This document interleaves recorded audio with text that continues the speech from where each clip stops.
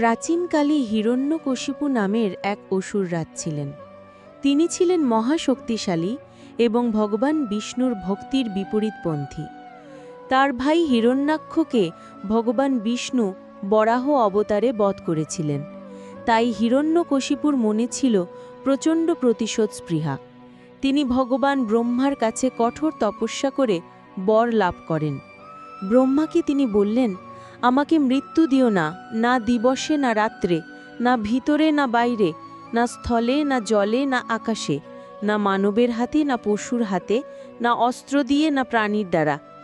এই বর পেয়ে হিরণ্যকশিপু অহংকারে অন্ধ হয়ে গেলেন। তিনি সারা বিশ্বকে আদেশ দিলেন যেন সবাই তাঁকেই ঈশ্বর বলে মানে, ভগবান বিষ্ণুকে নয়। কিন্তু তারই ছেলে প্রহ্লাদ জন্মগতভাবে বিষ্ণু ভক্ত ছিলেন। প্রহ্লাদ সব সময় ভগবান নারায়ণ নাম জপ করতেন। এতে হিরণ্যকশিপু ক্রুদ্ধ হয়ে ছেলেকে বারবার মেরে ফেলার চেষ্টা করেন। কখনো হাতির পায়ে পিষে, কখনো পাহাড় থেকে ফেলে, কখনো বিষ খাইয়ে, এমনকি দাহ্য অগ্নির মধ্যে বসিয়ে। কিন্তু প্রতিবারই ভগবান বিষ্ণু প্রহ্লাদকে রক্ষা করেন। অবশেষে একদিন হিরণ্যকশিপু ক্রুদ্ধ হয়ে প্রহ্লাদকে প্রশ্ন করলেন, তুই যে বিষ্ণুর নাম জপ করিস, তিনি কোথায় আছেন? এই স্তম্ভেও কি আছেন? প্রহ্লাদ বিনীত কণ্ঠে বললেন, হ্যাঁ পিতা, ভগবান সর্বত্র বিরাজমান, এই স্তম্ভেও। হিরণ্যকশিপু তখন ক্রোধে স্তম্ভে লাথি মারলেন।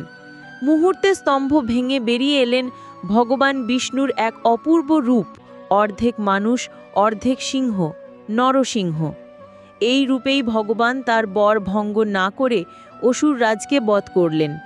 তিনি না মানুষ না পশু, নরসিংহ। সন্ধেবেলায় সূর্যাস্তের সময় না দিন না রাত, প্রাসাদের দোরগোড়ায় না ভিতরে না বাইরে, হিরণ্যকশিপুকে নিজের উরুর ওপরে বসিয়ে না স্থলে না আকাশে, তীক্ষ্ণ নখ দিয়ে ছিঁড়ে ফেললেন, না অস্ত্র না প্রাণী। এভাবে ভগবান নরসিংহ প্রহ্লাদের ভক্তিকে রক্ষা করেন এবং অসুর রাজকে ধ্বংস করেন।